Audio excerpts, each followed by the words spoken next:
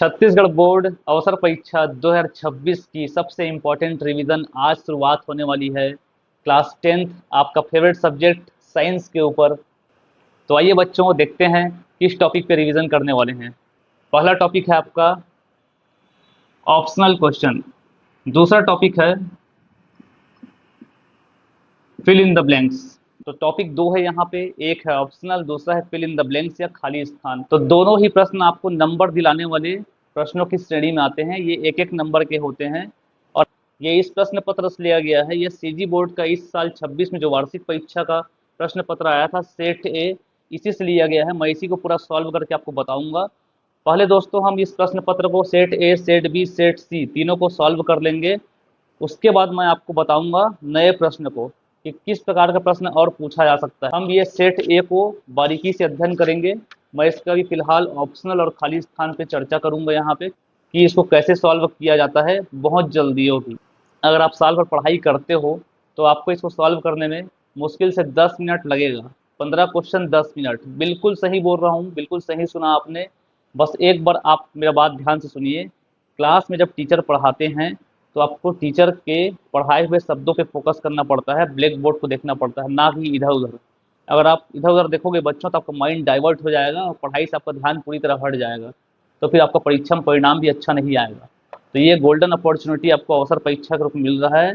इस वीडियो को लास्ट तक देखना। लास्ट में बहुत ही इंपॉर्टेंट बात बताया हूँ जो आपको कोई नहीं बताएगा पूरे सोशल मीडिया में।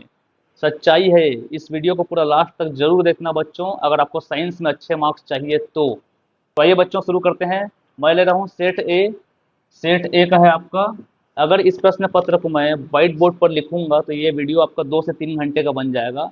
इतना लंबा खींचने का मतलब नहीं है। ये वीडियो 8 से 10 मिनट का होने वाला है। प्रश्न पढ़ूंगा और उत्तर इसमें मैं लिख दूंगा, जिसको आप अपना प्रश्न पत्र से टेली कर लेंगे। आप भी प्रश्न पत्र निकाल लीजिए। उम्मीद करता हूँ प्रश्न पत्र आपने घुमाया नहीं होगा, अभी तक संभाल के रखा होगा। तो जो भी बच्चे वीडियो देख रहे हैं सीजी बोर्ड 2026 का सेट ए साइंस को निकाल लीजिए। और ये आपको विकल्प वाला प्रश्न बता रहा हूँ, जो कि सेट ए का पहला प्रश्न आपका ये है। मैं पढ़ के बता रहा हूँ।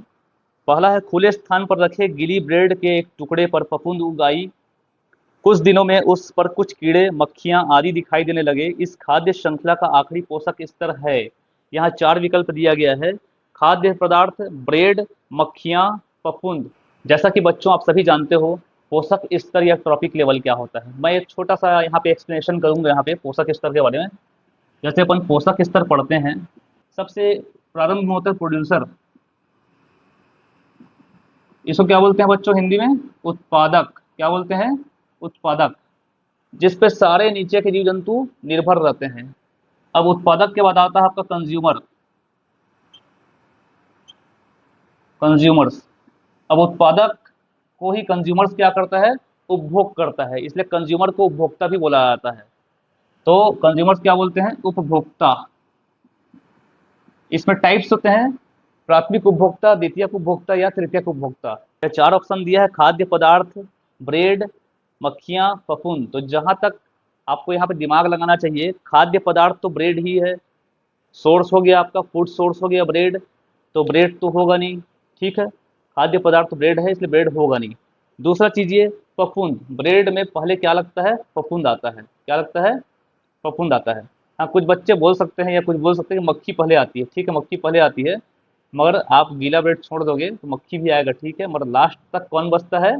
याद रखिए, लास्ट तक कौन बचेगा? मक्खी बचेगा। मक्खी मर नहीं जाएगा वहाँ पे। फफूंद और ब्रेड दोनों को मक्खी खा देता है। सड़ती हुई ब्रेड को फफूंद के साथ मक्खी खा देता है, इसलिए लास्ट ट्रॉपिक लेवल तक कौन बचेगा? मक्खी बचेगा। इसलिए इसका करेक्ट आंसर क्या होगा? मक्खी होगा। तो ये मैं लिख देता हूँ यहाँ पे। पहला का सही उत्तर होगा आपका हाउस फ्लाई या मक्खियां। नीचे दी गई वस्तु में कौन सी वस्तु ऊष्मा का अच्छा चालक है? तो यहाँ ऑप्शन दिया है, मैं ऑप्शन डायरेक्ट पढ़ देता हूँ। लकड़ी, कागज, तांबे का तार, कांच की छड़। बच्चों आपने किस पर टिक लगाया? आप चाहे तो कमेंट करके बता सकते हैं एकदम ईमानदारी से। आपका रिजल्ट आ चुका है, क्या हुआ आपको पता है। आपने किस पर टिक लगाया था, कैसे गलती हो गई, कैसे सुधार करना है, मैं यहाँ पे हूँ बताने के लिए आपको। मैं आपको बताता हूँ। तो देखिए, तांबे का तार इसका आंसर होगा। सीधा बात, नो बकवास। तांबे का तार यहाँ आंसर होगा। आप सभी को पता चल चुका है तांबे का तार आंसर क्यों होगा। ऊष्मा का अच्छा चालक, या इसी को बोलते हैं इंग्लिश में गुड कंडक्टर। आपने इलेक्ट्रिसिटी वर्ड सुना होगा, बिजली। बिजली के तारों में कौन सी धातु का इस्तेमाल किया जाता है? बताइए आप। लकड़ी का इस्तेमाल किया जाता है, कागज का इस्तेमाल किया जाता है, कि कांच की छड़ का इस्तेमाल किया जाता है? किसका इस्तेमाल किया जाता है आप बताइए। आप सभी बच्चों को पता है तांबे के तार का इस्तेमाल किया जाता है, कॉपर वायर का इस्तेमाल किया जाता है। क्यों किया जाता है? क्योंकि वो बेटा गुड कंडक्टर है। चूंकि तांबा क्या है? एक मेटल है, धातु है। इसमें इलेक्ट्रॉन क्या होते हैं? फ्री होते हैं। इसमें क्या पाया जाता है? फ्री इलेक्ट्रॉन पाया जाता है।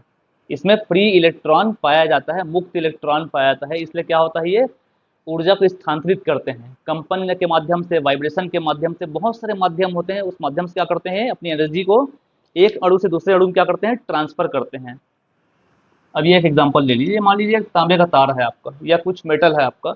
अब इसको अपन यहाँ से एक मोमबत्ती से आप गर्म करते हैं। मोमबत्ती से आप गर्म करेंगे, सपोज कीजिए ये लंबा है, सपोज कीजिए 1 फुट लंबा है। मैं यहाँ बना दिया हूँ चित्र में, छोटा सा दिख रहा है। अब मोमबत्ती से यहाँ आप गर्म करोगे और इसको स्टैंड में अपन लगा दिए।